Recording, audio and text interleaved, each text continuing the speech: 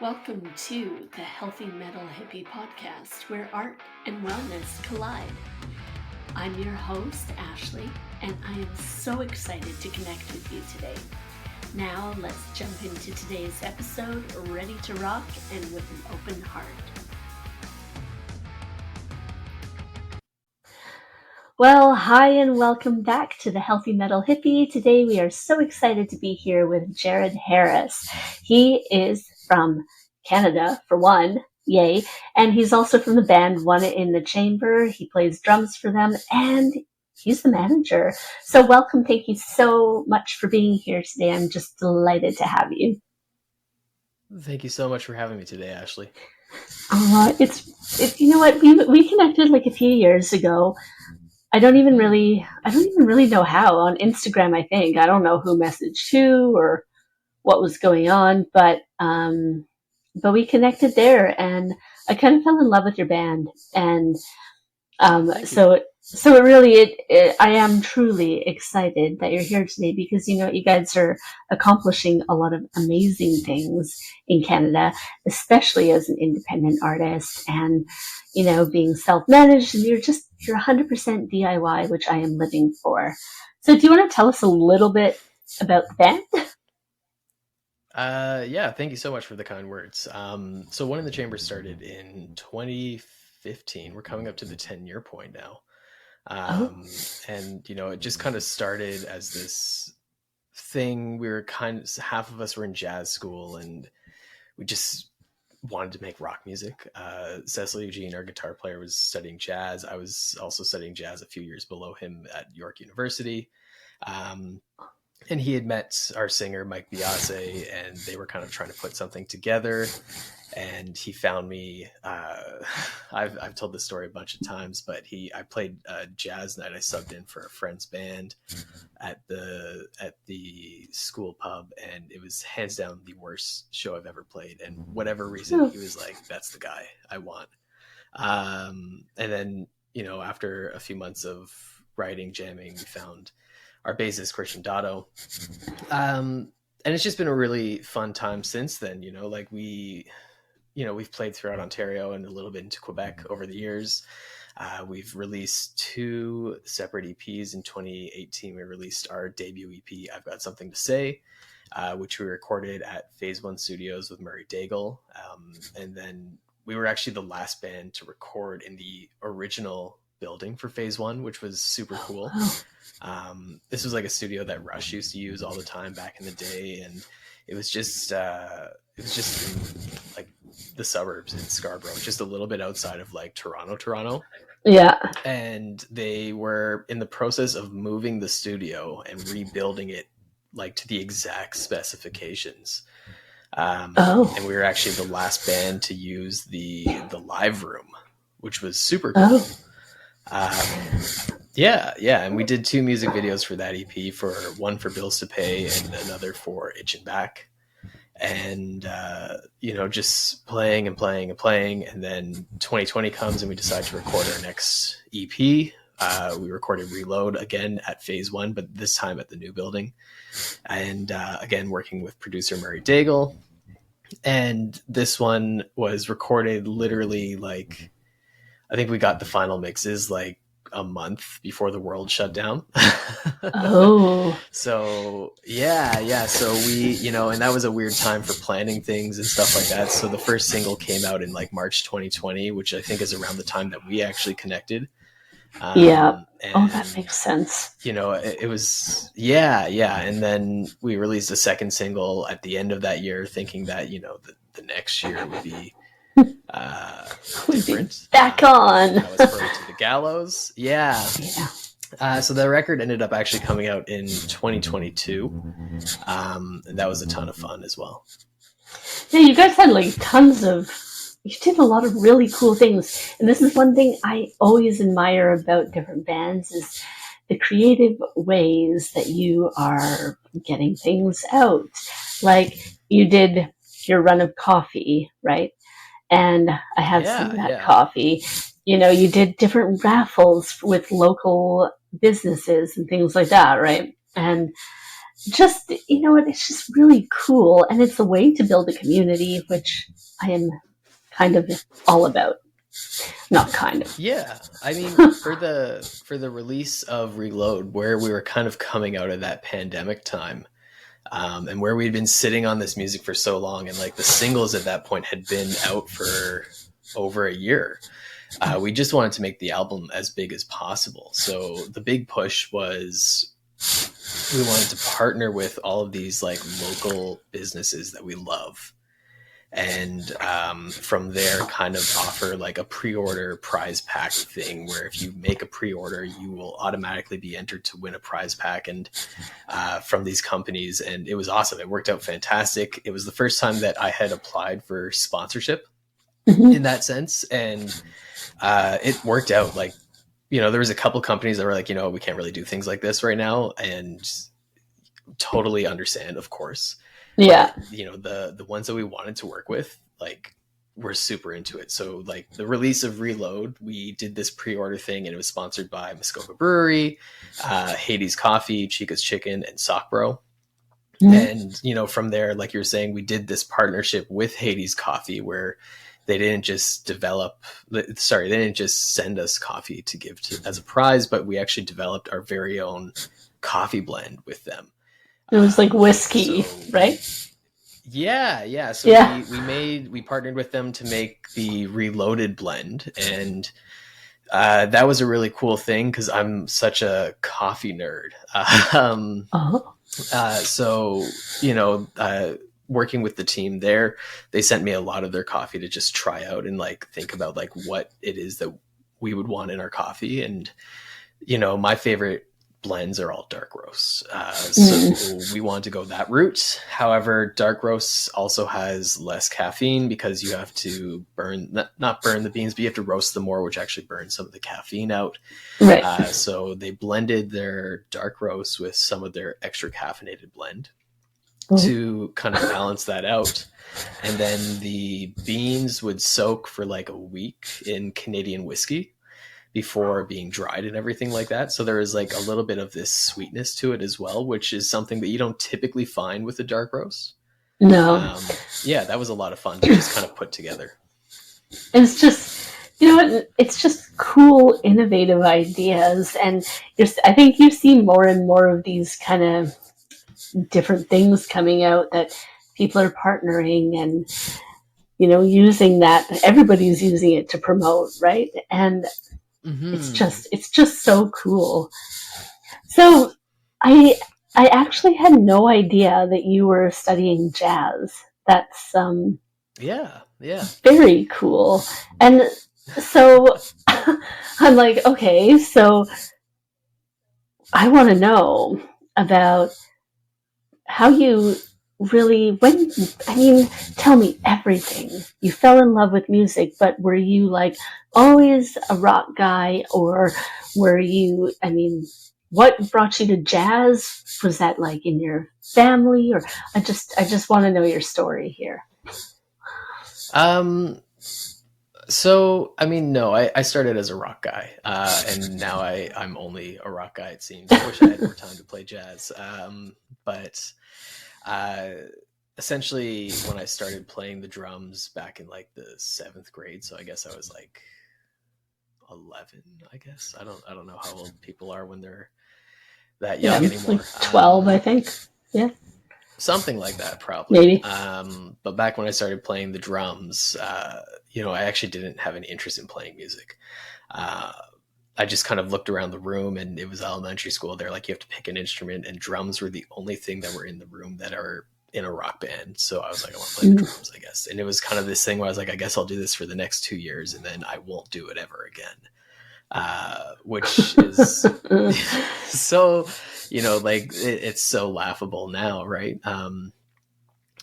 But essentially that was kind of how I got into it. I grew up listening to rock music, like the greatest hits of like the Stones and Zeppelin and Aerosmith, like Prince, the Chili Peppers, Van Halen, lots of stuff like that in my house. Yeah. My grandpa had a huge collection of vinyl, like wall to wall, like floor to ceiling, of predominantly like jazz and like old school R&B and soul. But, you know, being a kid, I didn't actually listen to too much of it. Right.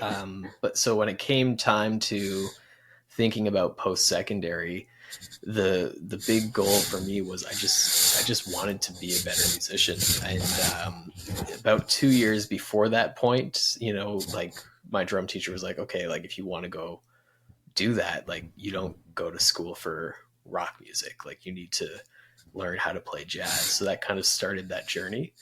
And like I said, I wish I played more jazz now. I wish I had the time to do it. I absolutely love jazz.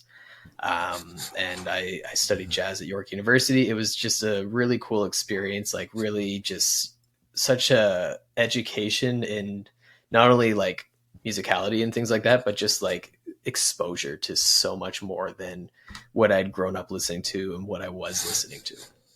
Yeah, I think I don't know if you've read Dave Grohl's book, but he talks about it's back there. you're like, I've got it right here. But yeah, same sort of thing. How he talks about like his mom taking him down to watch all the jazz players and things like that, and how that made such an impact. So, do you have your grandfather's records now? A lot of them, yeah. Many of them are still at my aunt's place, but every now and then I just go by and just walk out with a stack. You're like, thank you. But yeah, like, you know, when I first started really getting into jazz and started getting into records, you know, like the first thing I went over to my grandma's house and like I just kind of flipped through them and went for the like I grabbed all of his Miles Davis, all of his John Coltrane, and then just anything that kind of looked cool, and you know, like the classics like Marvin Gaye and stuff like that. Yeah. And, you know, as the years have gone on, I've grabbed more things that were less like, you know, like you're getting into jazz, of course you're going to listen to Miles Davis and Coltrane. Yeah, of course. Which, you know, still two of my favorites, of course, but there's so much more to it. And now, you know, just every now and then just swing by and pick up something else. Oh, I absolutely love it. And you definitely need to come to London because we have some really cool jazz clubs here. And so have to come check it out sometime. It's cool though how, you know, we all get influenced by all these different kinds of music, and you know, maybe a little different, but we went to see Andrea Bocelli a couple weeks ago at yeah, my dad loves him. That was something that was always playing in my house. I love him, like and so a lot of people don't think this about me, like, oh, Ash is listening to like an opera singer. Well, yeah, I am. And I grew up listening to lots of classical, lots of opera. I was given the cassette tapes of like Led Zeppelin, of The Who, of Black Sabbath and things like that. And, you know, and so I think it's important that we have these big, round musical loves. I like to say to people, I'll listen to anything from K-pop to death metal, like count me in, because no matter what, there's always something for everybody. There's so much out there to enjoy. And, you know, like I used to be that kid that was like, oh, if it's not rock music, I don't want to listen to it. And like that kid was an idiot. Like there's so much cool stuff. And like, of course it's not all out there for everyone. Right. Yeah. Like, there's so much cool stuff. And, you know, genres are there to help us organize things and to help market things. But, you know, if you look past the labels, there's like, you know, like the kid that when everyone in grade 7 was listening to like 50 Cent and all that stuff, like, well, I was like, oh, that sucks. Like that's stupid. You know, like no one else was listening to like Aerosmith. Like I predominantly just listen to hip hop now, like all the time. Oh, really? It's, you know, yeah, like there's just so much cool stuff out there. And I feel like, you know, like, of course you're not going to like everything. I don't like everything, but why not give it a try? Yeah. What have you got to lose? A couple minutes? I don't know. Sometimes as quick as 30 seconds. It's, Yeah, I totally agree with that. I think it was probably a little bit like that in like junior high, like grade Yeah, 8. Like probably. I mean, most kids are, I right? love I love my punk rock and my classic rock and I'm so cool and stuff. But I Hmm. don't know. But then I still like go home and listen to the Spice Girls. So just don't tell. No, but it's true. And I think as you get older, I think you truthfully just stop giving a fuck. And in the nicest way, It's a lot more interesting that way.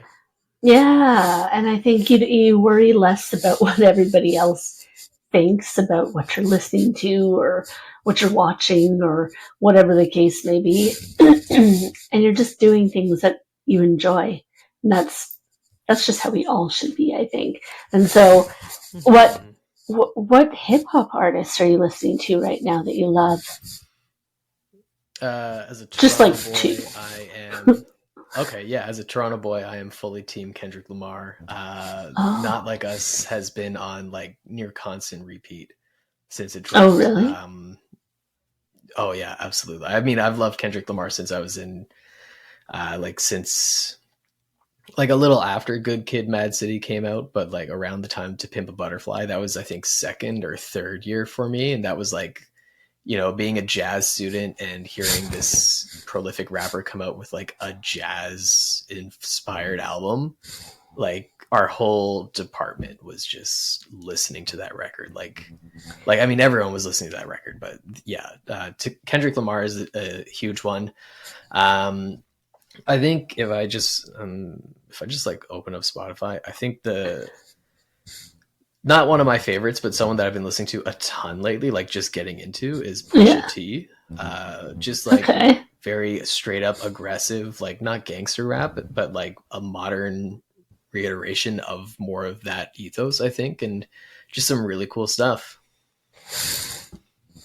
Okay, I need to listen to that. And to be fair, I'm not well versed in like Kendrick Lamar. I think my son was telling me about him the other day because it's Mm. something to do with like Tyler the Creator because Dimitri's in love with Tyler the Creator.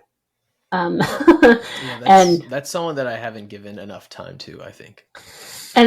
I'm kind of on the fence with him because I'm like, part of me, I'm like, this is cool because it's like 900 genres put together, and some of it, I just can't deal with it. I don't know, but this is me, and I think I probably just don't get it, and that's, you know, That's that's that's a fair approach because the few times I've listened to Tyler the Creator, like I walk away being like I want to like this, but I just don't get it.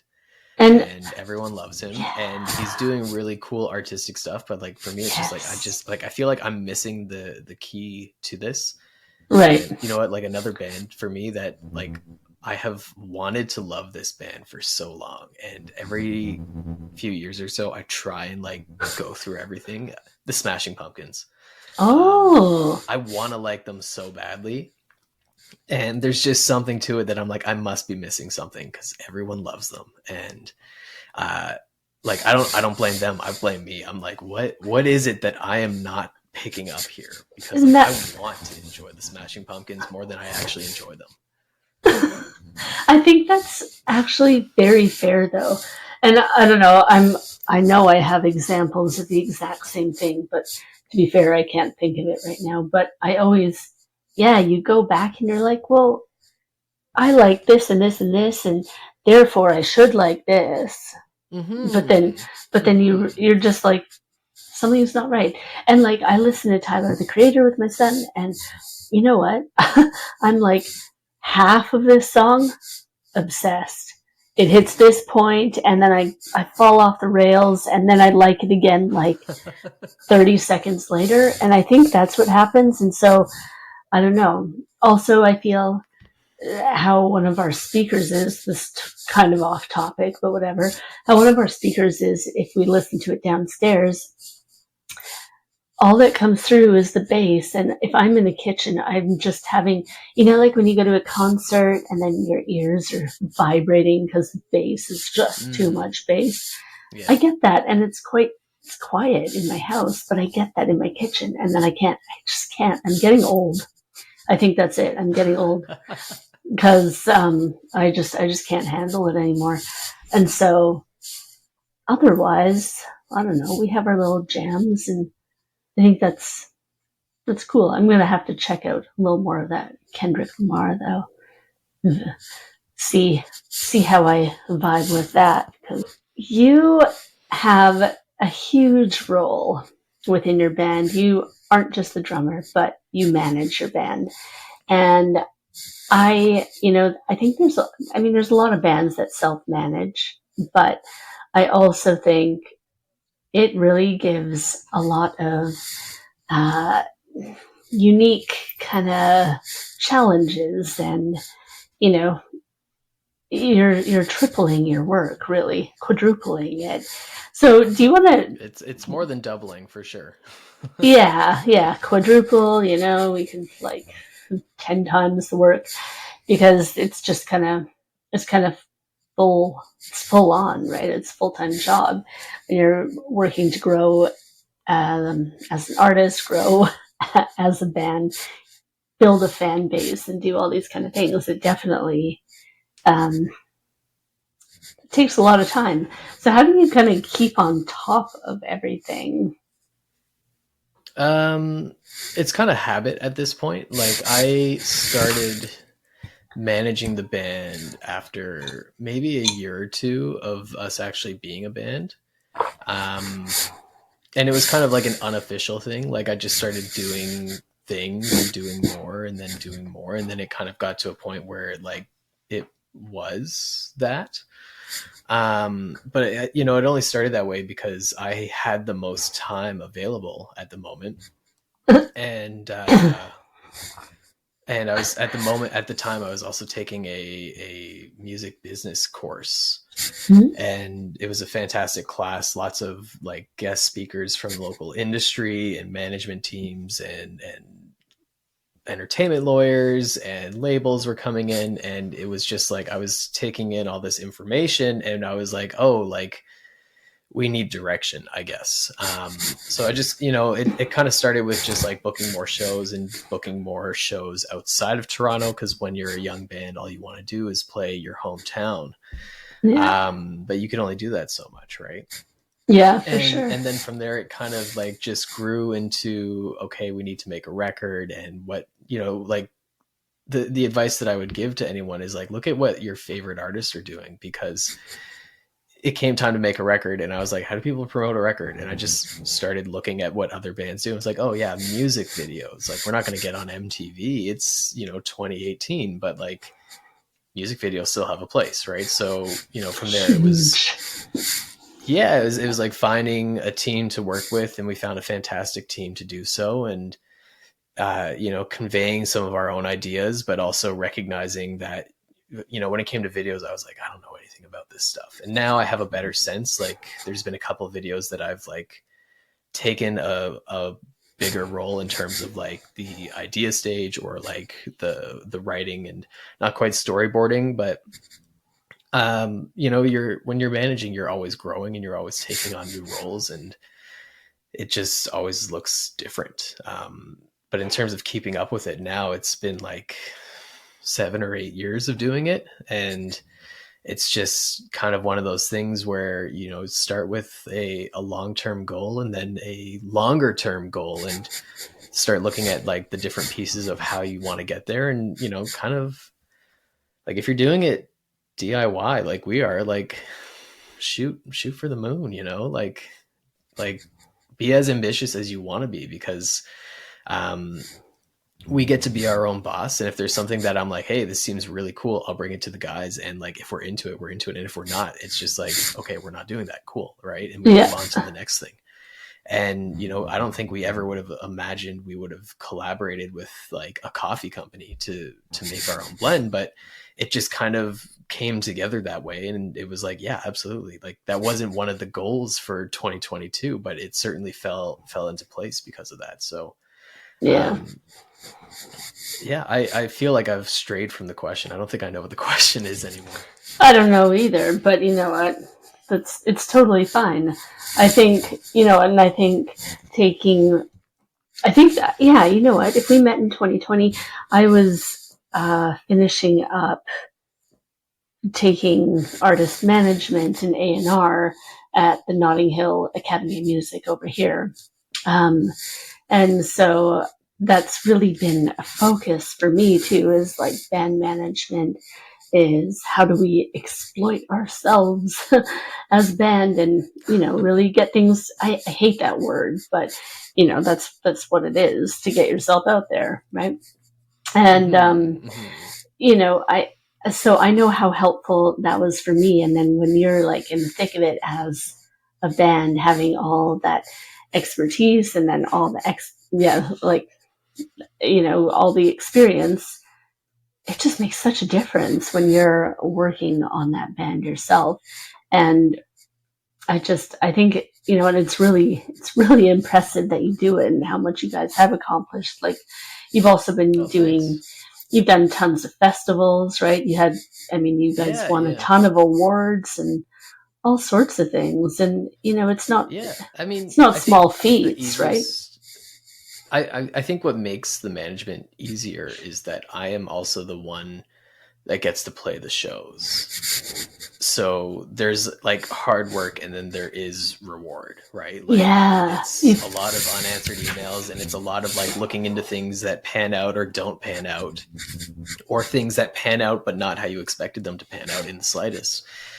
But at the end of the day, like, if I spend like a week submitting to every festival that I can, and we get to play a couple of those festivals, like that's the reward. Like, we're constantly looking to do cool shit and just have fun with it. Cause like, that's what being a rock band's about, really. It sounds so cheesy, but no. if you wanted to be popular, you should have started a pop band or something like that, right? You don't start a rock band to be popular. That's counterintuitive almost, especially in 2024. Yeah, you started to create that something. Level of like I, at first the management stuff was very challenging, and there's a huge learning curve to it, and there still is. Like, I'll be first to say that I think I'm very good at what I do, but I'll also be the first to say that I don't know what I'm doing. And like, it really is just the pursuit of how can we do cool stuff and how can we have fun with this, and that's kind of what makes it a lot easier. Yeah, I think too, we talk a lot about connection and how we use music to, connect with people, right?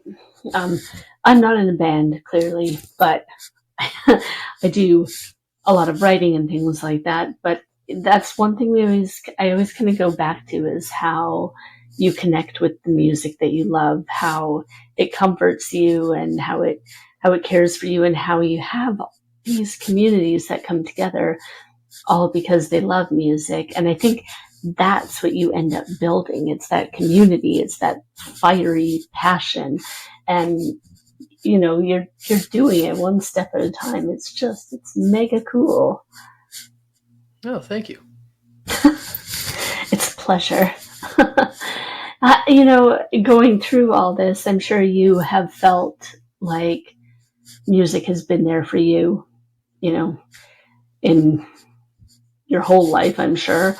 I can remember, probably at least starting when I was 5 and onward, always those little pieces of music that have been a comfort when things have been hard.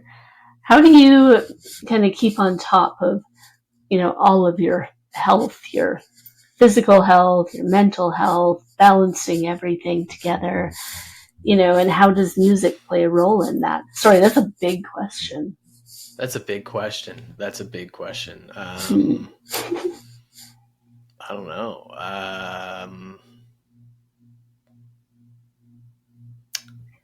Very active, I guess.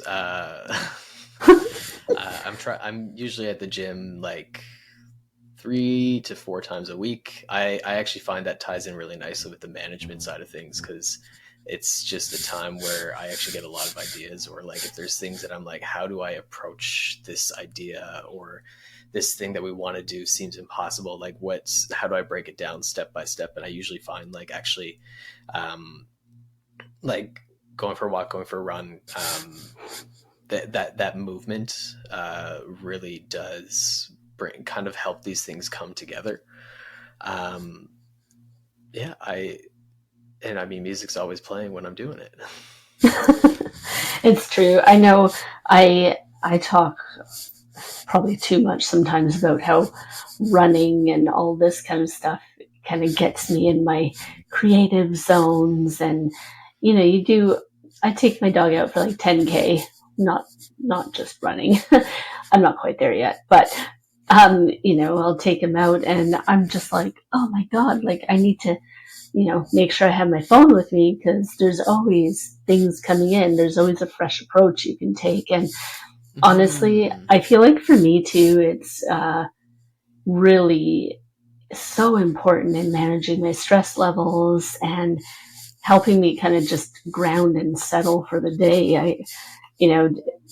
I don't know if you feel the same on that too, but absolutely. Yeah. And I mean, like to have the luxury of having such a creative outlet, right? Whether it's playing music or writing music or, like whatever it is that you do, to have like this podcast is a creative outlet, right? And to have the ability to do that, it's so like everything is so interconnected, and like the movement side and the activity and the physical exertion to mental health to the having that creative outlet, it's all cyclical, and it's all so incredibly important.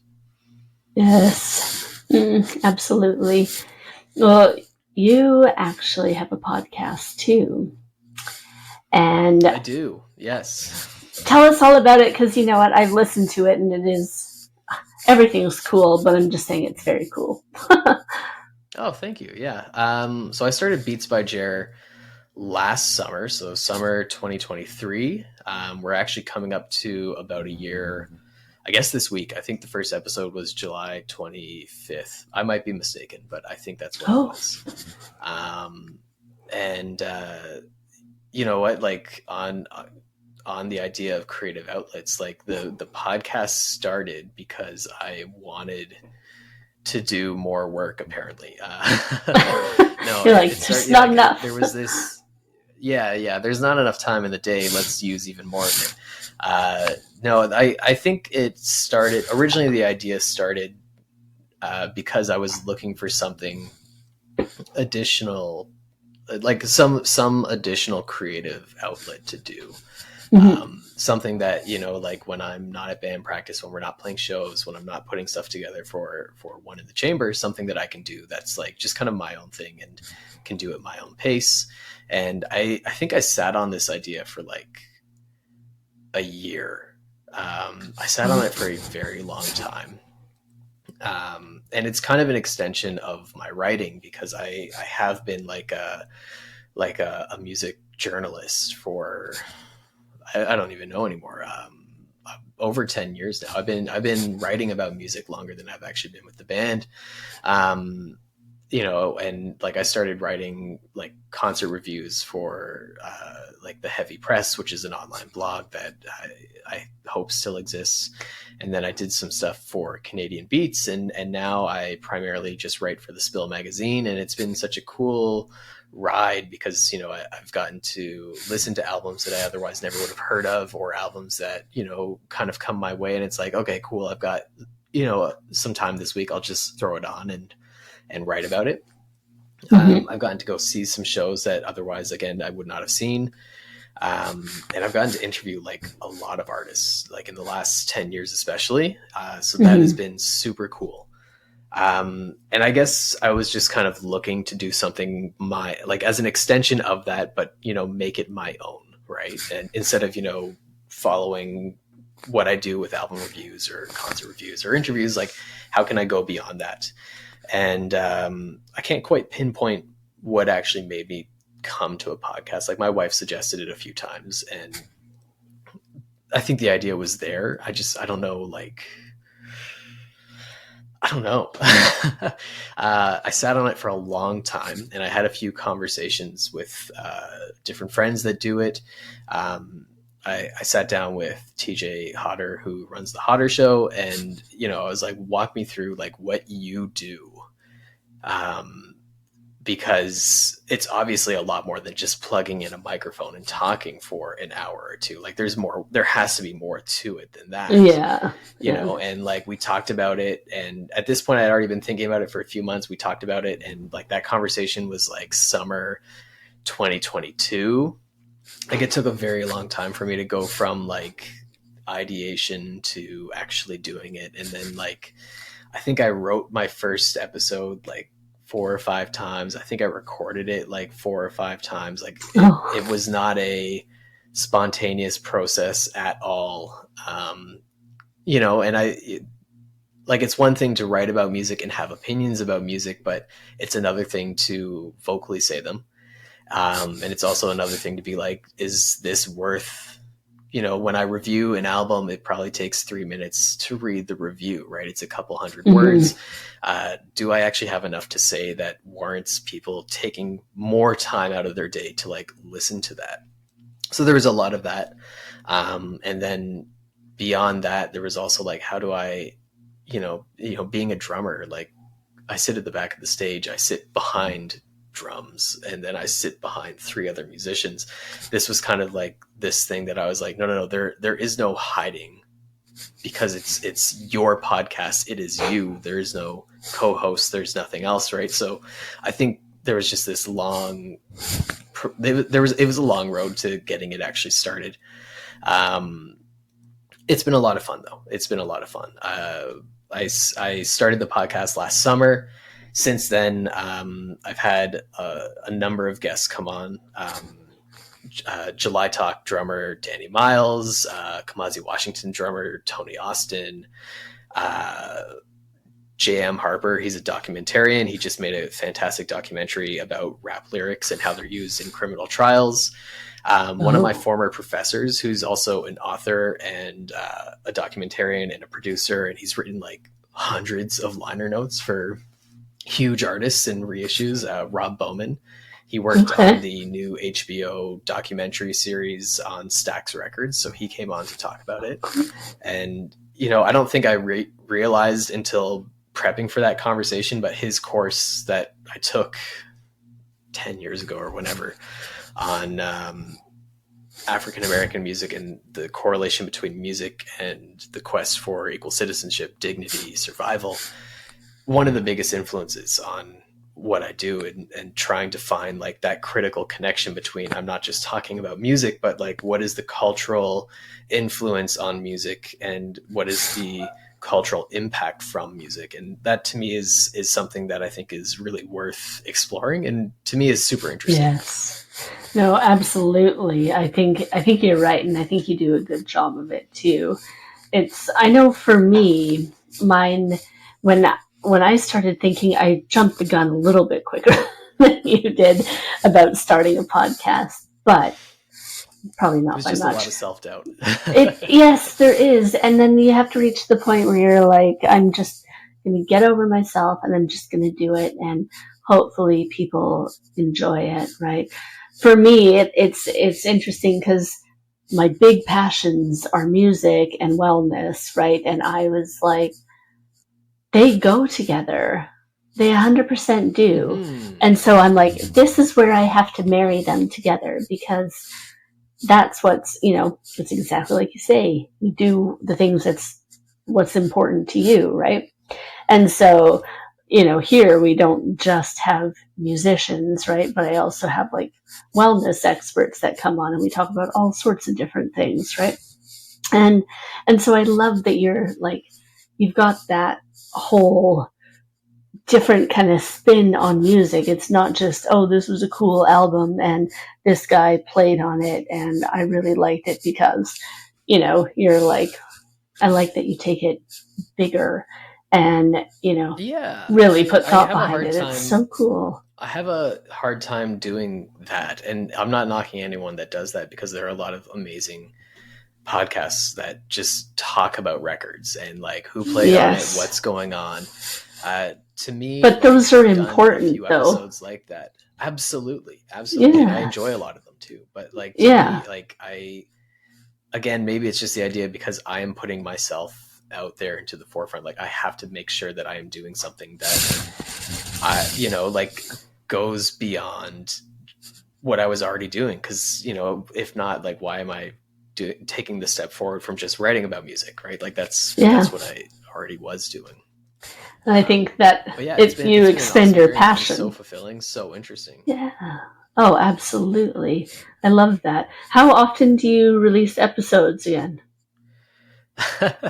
I started super ambitious, again, against the recommendation from my friends that were doing podcasts. They were like, don't do one a week because it's a really hard pace to maintain. I said, I'm going to do one a week. And I think I did that for like 2 or 3 months. And then it immediately was like, this is way too much, like in terms of planning, writing out the episodes, recording them. It was way too much to like actually do on a weekly basis. So I think like last November or October, something like that, I think I took like a month-long break just to kind of collect myself and learn like what it was that I actually wanted to do. And now I do bi-weekly, and that has been much more manageable. There are still like some weeks that go by where I'm just so busy with work or like the band, and then like it's Saturday night and I was like, oh no, like Monday's coming. Shit, my episode. So like I still procrastinate a ton, but the bi-weekly thing is a lot more manageable. Yeah. And as of now, I've done 28 episodes, and I actually took an extra week off. This, like, I guess today was supposed to be, today was supposed to be a day that an episode came out, but I took an extra week off, and next week on July 29th, season 2 of Beats by Gerrod will be premiering. And I'm super excited for this one because I recorded it last week. And it's going to be the first ever video episode. It's going to be available on Spotify and on YouTube. So I'm kind of like branching out from just Spotify now as well. Cool. And I recorded, filmed last week with 2 friends to kind of like start off with this cool new series that I hope to kind of do with different people as they come on. It's going to be really fun. Yeah. Oh, I'm really excited. And you know what? This episode is coming out on the same day. So we are... oh, awesome. Yeah. Yeah, so we're going to put links to everything. So you can Fantastic. Keep going with us and kick off the new season with you. It's going to be perfect. I absolutely love it. It's like the multiverse of podcasts. Yes. And I mean, and you know what? You do have a lot of amazing things to say about music and insightful. Like I say, it's not just, I like this album, which, as we agree, very important. But Absolutely. I like that extra layer. I like the extra layer that you put on. And it really highlights your passion. And that's what makes me happy. That kind of comes through with it all.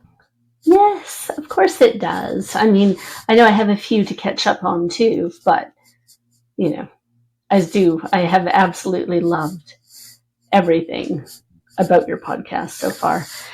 And you know, I'll say it again, people think I'm too gushy and too happy and excited about the people I have on my show, but I don't mind, because if I wasn't excited about you, I wouldn't have you on my show. So, yeah. So, oh my gosh.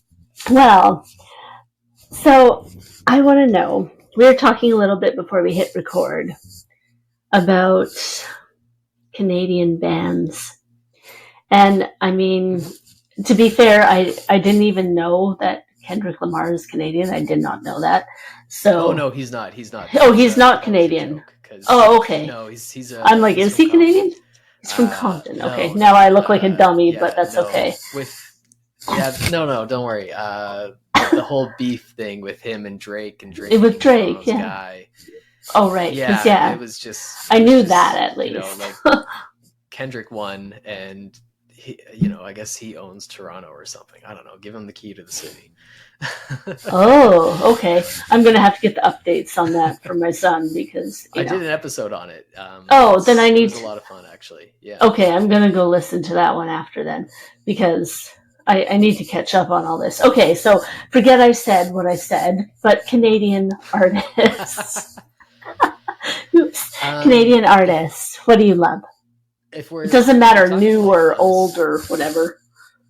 Anything. Okay, if we're talking like unsigned artists, I mean, there's so many across the country, but like the Toronto and like the greater like Ontario scene is so vivid. It's so cool, and it's so fantastic to get to share the stage with so many fantastic artists, and like to not only like hanging out and like playing shows with them, but to enjoy their music as well. And I don't want to miss anyone, but like immediately off the top of my head, if you're like put together like a big show for One in the Chamber, who do you want to invite on stage with you guys? My go-to bands that I always think of, Drop Top Alibi, The Jailbirds, and Cigar Club, just 3 amazing bands. But there's so many others on the unsigned side of things that make this such a cool collective and such a cool artistic community. If I was to think beyond and like think just like big Canadian bands, I know like you prepped me with this one, and I've been thinking about it, and it's been tough. I really enjoyed July Talk. They're super cool. Right. I saw them at Massey Hall last year, and before seeing them live, I enjoyed their music, but again, there was kind of like this thing that was like, I feel like I'm not getting it. And it was like, I want to listen to them. I want to like them more than I do, but I'm just not quite getting it. And I saw them at Massey Hall, and they put out that record last year as well. I'm drawing a blank on the name. What record was it that they put out last year? I'm pulling it up. Okay. I need to get the name now. Remember Never Before. That record was fantastic. Absolutely loved it. Saw them at Massey Hall shortly after it came out, and like that was instantly like, oh, I get it. Like this band is so cool. The dual vocal thing, like the sort of like indie alternative rock tone that's super sleek and modernized. It's so cool. I really enjoy the Tragically Hip and Nickelback. These are both 2 bands that like took me a while to get into. Like it's so easy to hate on Nickelback because everyone else does, and but secretly they're like enormous. Yeah, they're awesome. Like there's more people loving them than hating them, and like those riffs are so good.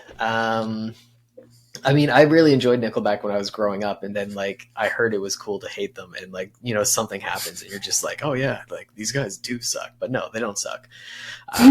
They're super cool, and the Tragically Hip is another band that it actually took me quite a while to get into. Yeah, but like they're Canada's band, They are. Oh my god, they so are. People will say that like Rush is Canada's band, but it's the Hip for sure. I mean, Rush, 100%. Obviously, but it's still the Hip. Rush is fantastic too, but it's the Hip. Yeah. Another incredible band that is super Rush inspired, and they're signed, and they're doing incredible things. Crownlands. They're a duo, just a vocalist who plays drums and a guitarist who sometimes plays like a double neck with a bass, and sometimes plays synths while he's playing guitar, and he's got like the keyboard pedals on like at his feet, and he's like playing like he's doing what Geddy was doing, but he's playing guitar primarily.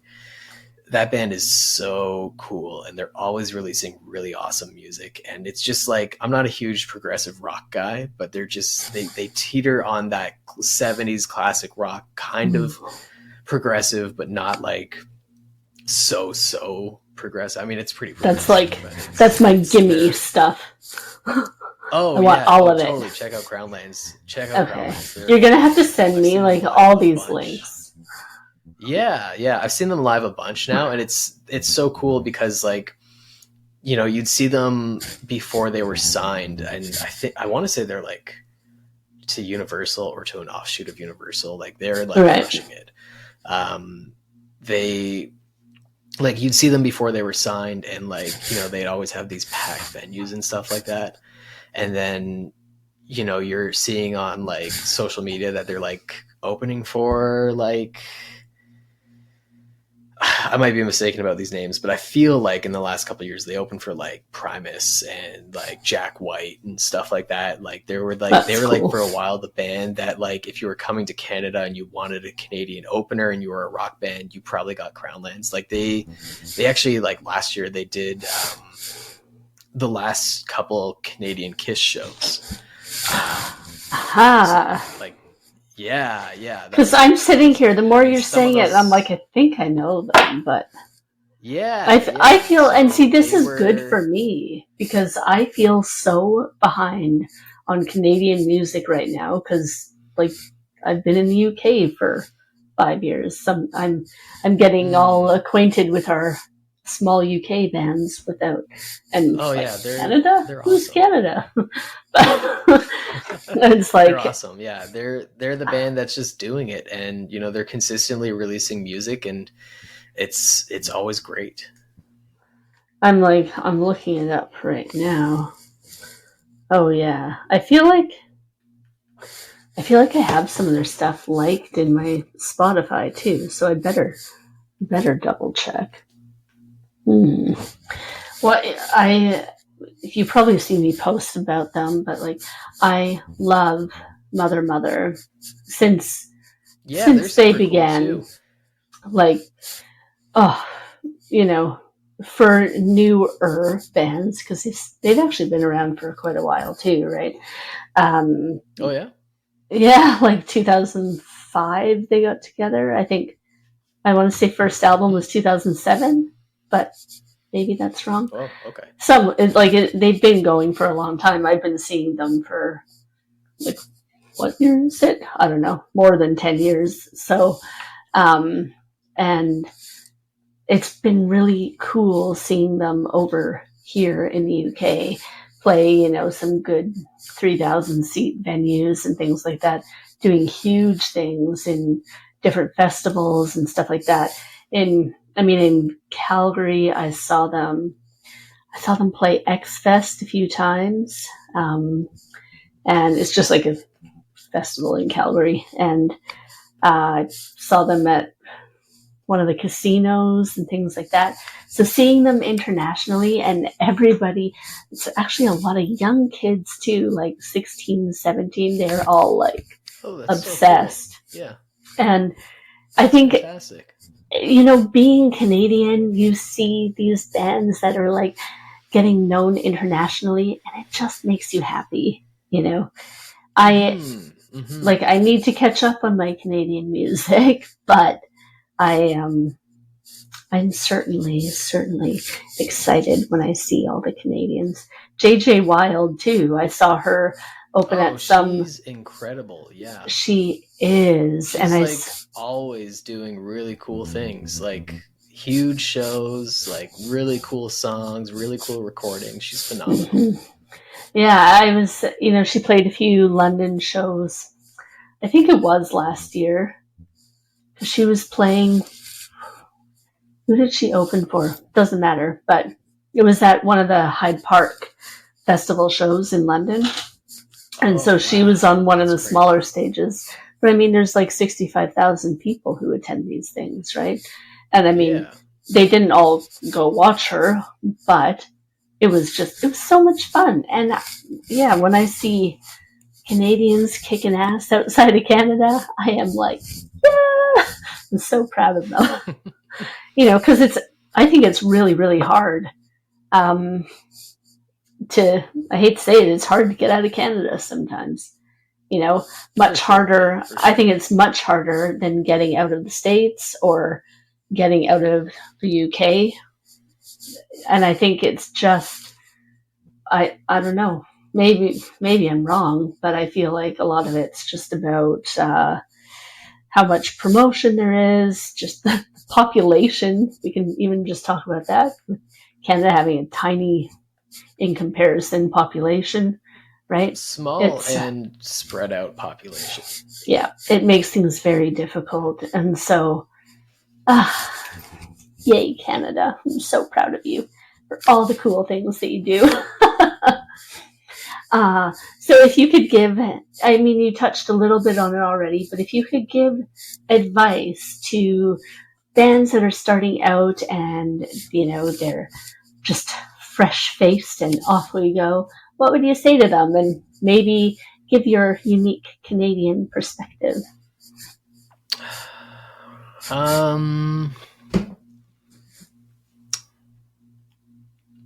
That's a tough one. I think get those hard hitters. I think as an artist and as someone that does stuff on the business side of it, I think one of the most important things that you should recognize, and the earlier on you recognize this, the better it is that what works for one will almost never work for another. And there's like, on one hand, you're kind of like, oh, like that means that, we can't just follow this formula and make it. But that also means that you kind of get to carve your own path and do something that's super interesting and unique and meaningful to you. And maybe that's what all you need. Like, be ambitious, put the work in, and recognize that everything is like almost constantly changing. Like what even worked for you 2 years ago, 3 years ago, it's different now. Put the work in, stay on top of it, and always keep your eyes and ears open for what other people are doing, and stay ambitious, stay in tune, and stay loving the music of it all. Yes. Enjoy Absolutely the creative journey. Because again, I mean, it doesn't pan out as you may want it to, but it is a privilege to ride this wave. And I think if you just enjoy it and see it through, you'll come out better for it. I agree. It's all, at the end of the day, it's all about being authentic to yourself. For sure. And really, and yeah, maybe don't underestimate how much work is involved. Yeah, just, be ambitious though. Like make more work for yourself. It usually pays off. Yeah, I'd say probably like 9.5 times out of 10 it pays off. Yeah. Well, you know what, Gerrod, I have to say thank you again for being here with us today. It's honestly, I have had a blast, and I'm really excited to see the future of your podcast and also the future for One in the Chamber. I hope that we can get you guys over here one day soon. We can start getting you playing in shows in London. Yeah, that would be incredible. Mm-hmm. I don't know how to do it, but that would be absolutely something. We'll figure it out. For having me on, Ashley. And yeah, this was a lot of fun. Thank you.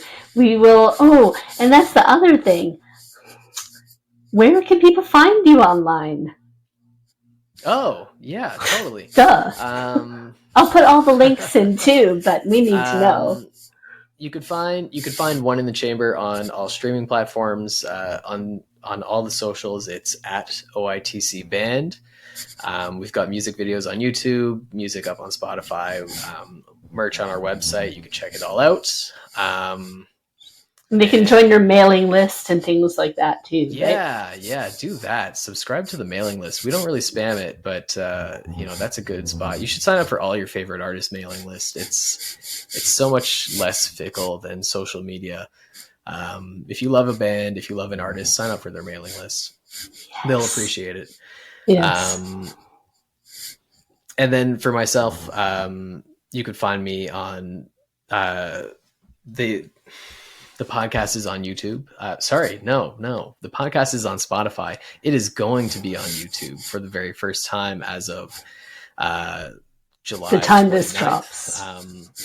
Yes, yeah. So by the time you're listening to it, YouTube. It's on. I guess when I said it's on YouTube, I was kind of correct. You were ready. Thinking forward.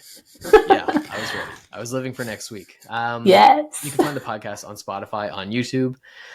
It's titled Beats by Ger.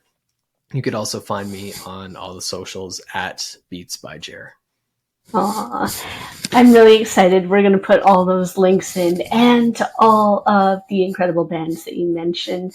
Honestly, this has been an absolute pleasure, and we'll keep in touch. I can't wait. Maybe we'll have you guys on as a band later for some cool things you have upcoming. It's going to be great. So we will talk to you very, very soon, Gerrod. Thank you. Awesome. Thank you. Thanks. Bye. Thank you so much for joining us today on the Healthy Metal Hippie podcast. If you're looking for more, head to healthymetalhippie.com and let's connect. Until next time, wishing you a magical week. See you later.